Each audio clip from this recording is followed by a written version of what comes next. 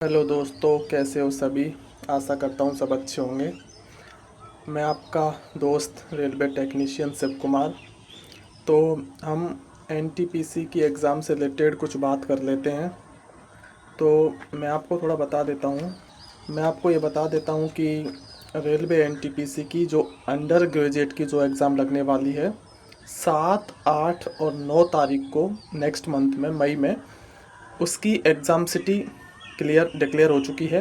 तो आप कृपया जाके आपके एग्ज़ाम सिटी को देखें। मैं लिंक डिस्क्रिप्शन पे लगा दूंगा। तो आप अपनी जिस जिस भाई की एग्ज़ाम है वो जाके देखो कि किसकी एग्ज़ाम है। उसके बाद में नेक्स्ट मंथ जून में बाकी दूसरे फेज़ की एग्ज़ाम होने वाली हैं जून में। तो उनकी अभी लेट आएगी। मई के लास्ट तक उसका उनका उन लोगों का सिटी एग्ज़ामिनेशन जो वो आएगा, सिटी अनाउंसमेंट वो आएगा। तो अभी इन लोगों का सिटी अनाउंसमेंट है, तो ये चीज़ आप देखो। दूसरी बात मैं आपको बता दूं कि काफ़ी भाई मेरे को बोल रहे थे कमेंट में कि एनटीपीसी 2024 का जो फाइनल रिज़ल्ट है वो इस मंथ लास्ट में आएगा। बट ऐसा कुछ नहीं है।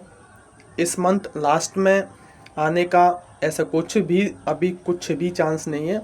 तो भाई आप लोग ये कमेंट में बोलते हैं कि इस मंथ लास्ट तक आपका रिज़ल्ट आएगा, एनटीपीसी का फाइनल रिज़ल्ट इस मंथ तक आ जाएगा, इस मंथ के लास्ट में। ऐसा कुछ नहीं है। तो अभी ये कमेंट्स वगैरह नहीं करो। दूसरी बात, काफ़ी भाइयों को प्रॉब्लम है कि मैं हर वैकेंसी के ऊपर अपडेट देता हूँ, कोई भी बात होती है मैं आपके सामने लेके आता हूँ। तो काफ़ी भाई उस चीज़ को ये बोलते हैं कि भाई आप वीडियो क्यों बनाते हो। तो भाई मेरा काम है कि मेरे जितने भी यूट्यूब फैमिली के लोग हैं सबको मैं एक अच्छी ऑथेंटिक इन्फॉर्मेशन दूं जिससे उनको भी फ़ायदा मिले। तो ठीक है भाई, कुछ लोग ऐसे हैं जो नेगेटिव कमेंट्स करते हैं। 95% तो पॉजिटिव कमेंट्स मिलते हैं मुझे भी अच्छा लगता है। तो बाकी कुछ हैं जिनको मैं अंडरस्टिमेट थोड़ा इग्नोर करना चाहूँगा। दूसरी बात यह है कि एक थोड़ा सा बुरी खबर भी है। थोड़ी बुरी खबर ये है कि रेलवे में 30,000 वैकेंसी अभी सरेंडर की जा रही है। 30,000 वैकेंसी के आसपास रेलवे में 30,000 वैकेंसी के आसपास एक वैकेंसीज़ को सरेंडर किया जा रहा है। तो ये एक रेलवे की जो वैकेंसी है, रेलवे के जितने भी भाई तैयारी करते हैं एम्प्लॉयज़ हैं, तो नए जो एम्प्लॉय भर्ती होने वाले हैं तो उनके लिए ये बहुत बुरी खबर है कि 30,000 के आसपास वैकेंसी सरेंडर की जा रही हैं। वो यही नहीं कि ग्रुप डी के डिपार्टमेंट में ही है, और भी बहुत सारे डिपार्टमेंट हैं।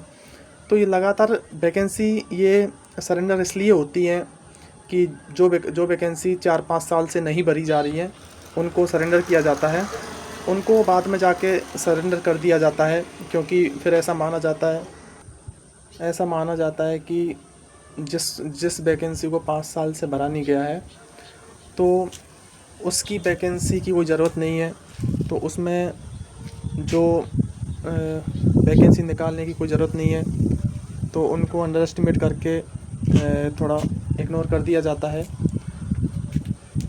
उसके बाद में आपकी एनटीपीसी के 2024 का जो फाइनल रिज़ल्ट है उससे रिलेटेड मैं आपको कुछ अपडेट देता हूँ कि जो भाई बोल रहे थे कि आरटीआई का रिप्लाई कहाँ है, आरटीआई हमें बताओ।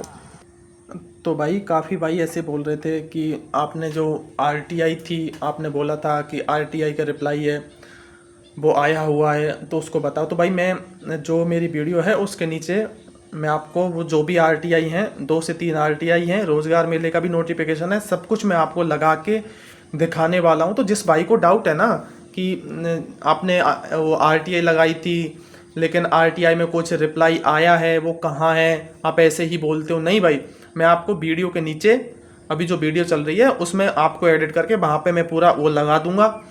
2 आरटीआई हैं, उसके बाद में रोज़गार मेले का नोटिफिकेशन है, वो सब मैं आपको लगा दूंगा। और जो रोज़गार मेले में जो भी नोटिस निकला वो भी लगा दूंगा। उसके बाद में जो ये रेलवे में वैकेंसी जो ख़त्म हुई है, जो 29,000 कुछ वैकेंसी हैं, जिसमें काफ़ी स्टोर असिस्टेंट वगैरह की जो वैकेंसी आती हैं वो हैं, और भी बहुत सारी ऐसी वैकेंसी हैं जिनको सरेंडर किया गया है। काफ़ी डिपार्टमेंट है जिनमें रेलवेज़ को सरेंडर किया गया।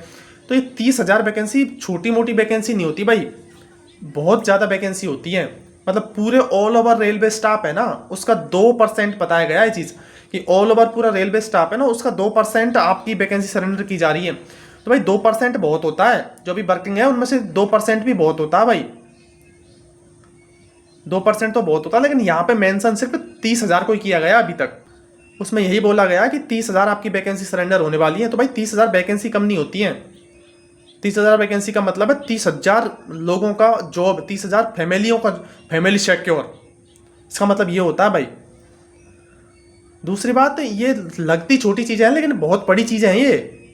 अगर आप इस चीज़ को, अगर आपको आवाज़ में, वास्तव में आवाज़ उठानी है तो इन चीज़ों पर उठाओ, ठीक है भाई। दूसरी बात, रिजल्ट का ऐसा है, कुछ भाई बोल रहे थे कि भाई इस मंथ आएगा, उनकी भी कहीं बात हुई है, पर ऐसा कुछ नहीं है, इस मंथ कोई रिजल्ट नहीं आने वाला है। सिर्फ कल 28 है, 29 है, 2-3 बाकी हैं, 2-3 दिन बाकी है, मंथ खत्म हो जाएगा।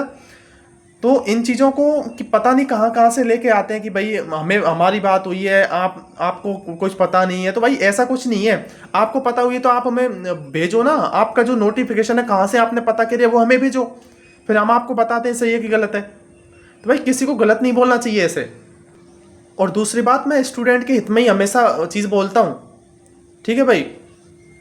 दूसरी बात यह है कि मैं आपको ये भी चीज़ बता देता हूँ कि अभी जो एक वैकेंसी और निकली है, किसी को पता नहीं है लेकिन मैं आपको यहाँ बता देता हूँ कि एक एयरफोर्स में ऑफलाइन वैकेंसी निकली है। 76 वैकेंसी है ऑफलाइन, उसमें टाइपिंग वाली पोस्ट के लिए वैकेंसी है। अगर आप एलिजिबल हो तो आप उस फॉर्म को भरो ना, उसमें एक एग्जाम होगी, उसके बाद टाइपिंग होगी बस। और उसमें अच्छी वैकेंसी है, इंडियन नेवी में सिविलियन की परमानेंट जॉब है, 62 ईयर्स का, ये 4 ईयर्स वाला जॉब नहीं है भाई। मैं आपको बहुत अच्छी अच्छी ऑथेंटिक जानकारी दे सकता हूँ इस चीज़ का, लेकिन मेरे पास भी टाइम का अभाव है। लेकिन काफ़ी लोग, बहुत सारे, कम से कम मेरे पास 100 कमेंट आए हुए हैं इन चीज़ों के बारे में कि भाई कुछ अपडेट है क्या, भाई कुछ अपडेट है क्या, बताओ हमें, पता करके बताओ भाई, पता करके बताओ। तो उन चीज़ों को मैं बता सकता हूँ। और फिर मैंने आपको ये चीज़ भी बताई है ना भाई, मैं आपको बता रहा हूँ रिजल्ट के बारे में, मैं आपको बता रहा हूँ, हर इन्फॉर्मेशन मैं आपको टाइम से दे रहा हूँ, क्या हो रहा है, क्या भर्ती में आगे चल रहा है, वो सब चीज़ मैं बता रहा हूँ आपको। फिर भी आपको कुछ है ही नहीं, कोई रेस्पेक्ट ही नहीं करते हो आप। और दूसरी बात भाई, बात ये है, मैं आपको बता दूँ कि ग्रुप डी की जो चल रही है ना वैकेंसी, उसमें 17 तारीख की सुनवाई थी, उसके बाद में 17 तारीख की सुनवाई थी, उसके बाद में 5 तारीख की दोबारा सुनवाई है, वो वैकेंसी क्लियर नहीं हुई है अभी। और उस वैकेंसी पे केस किस वजह से हुआ है कि जो अप्रेंटिस वाले लोग हैं ना, जिसने अप्रेंटिस किया हुआ है, उन्होंने कोर्ट केस किया उसके ऊपर, इलाहाबाद, कानपुर कानपुर के अंदर उसमें कोर्ट केस हुआ है। जो एक्ट अप्रेंटिस वाले हैं उनकी एग्जाम और कोटा फिक्स कर दिया गया है, उनका एग्जाम किया गया है, उसके बाद में उनका परसेंटेज, सीट ऑफ परसेंटेज पूरा फिक्स कर दिया गया है, इसलिए उन्होंने कोर्ट केस किया है इसकी भर्ती के ऊपर। तो भाई ये चीज़ तो है ना, इस चीज़ को तो नोटिस करो। जिसके पास ITI है वो कहाँ जाएगा, जिसके पास अप्रेंटिस है वो कहाँ जाएगा, जब उसकी सीट ही फिक्स कर दी है आपने, उसकी 10, 20, 50, 100 सीट देकर उसको फिक्स कर दोगे। जो और अप्रेंटिस वाले जो 1 साल अपना मेहनत करके रेलवे में जॉब करके ये जेके आए हैं, उनका फायदा कहाँ मिलेगा भाई। स्काउट कोटा वाले वो कहाँ जाएंगे। तो ये सब चीज़ है, तो इससे रिलेटेड आप थोड़ा सा सोचा करो। और दूसरी बात, ये ग्रुप डी का भी कुछ होने वाला है नहीं, अभी चल रहा है कोर्ट केस, अभी चलेगा ये कोर्ट केस, मुझे लगता है लंबाई चलेगा, क्योंकि ये अब पहले भी ITI प्लस 10th वाला मामला चला था, फॉरम स्टार्ट हुआ था उसके उस टाइम, तब भी डिले हुआ था। अभी भी यही चीज़, यही कोर्ट केस आपको 1 महीने और डिले करवा देगा, क्योंकि इसकी जो ज्वाइनिंग आपको नहीं होने वाली है रोजगार मेले के आसपास, यही प्रक्रिया चलती रही तो। क्योंकि ग्रुप डी का भी जो क्लियर ही नहीं है कि रिजल्ट कब आना, अभी तो इसमें कोर्ट केस चल रहा है। 1 महीना ऐसे निकाल देंगे 2-4 हायरिंग करवा के, भाई 2-4 हायरिंग करवाएंगे, 1 मंथ, मई का मंथ ऐसे निकल जाएगा, जून में वो क्लियर होगी, उसके बाद में 2-3 महीने और रिजल्ट लगाएंगे, फिर दिसंबर में रिजल्ट निकालेंगे तुम्हारा, दिसंबर में तुम्हारा फिजिकल लेंगे, फिर क्या मतलब निकल जाएगा उस चीज़ का।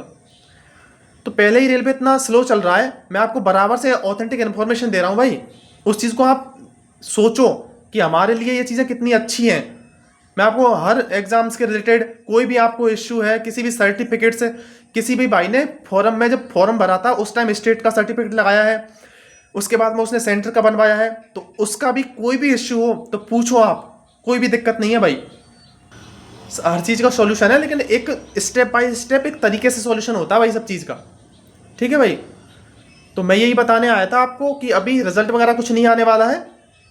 तो जो भी भाई मेरे को कमेंट में बोल रहे थे कि रिजल्ट आएगा इस मंथ, ऐसा कुछ नहीं है। तो आप अपनी जो तैयारी है, जो अंडर ग्रेजुएट की तैयारी है, उसकी सिटी इन्फॉर्मेशन आ चुकी है, तो आप अपनी एग्ज़ाम की तैयारी करो एकदम बेस्ट तरीके से।